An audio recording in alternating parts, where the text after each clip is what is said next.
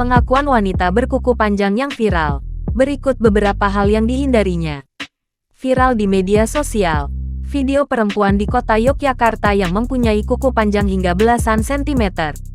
Perempuan yang viral itu diketahui bernama Dewi Setiawati. Dia jadi sorotan di media sosial lantaran memiliki kuku panjang sampai 15 cm.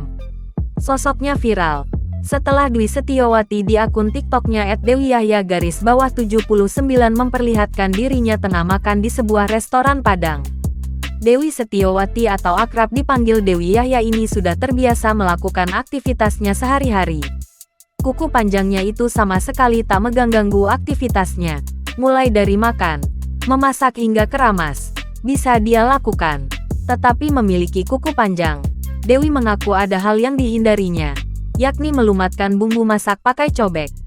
Dewi mengaku, dirinya perlu menggunakan bantuan alat untuk melumatkan bumbu masak. Kemudian ada hal lain yang sulit dilakukannya, yaitu ketika mengambil uang di saku celana. Video TikTok Dewi saat makan di restoran diketahui viral di media sosial.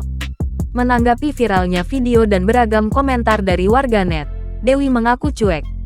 Dia akan tetap menjadi dirinya sendiri. Pasalnya kata Dewi, jika dirinya tidak berbuat hal yang merugikan ke orang lain, maka ia akan tetap menjadi dirinya.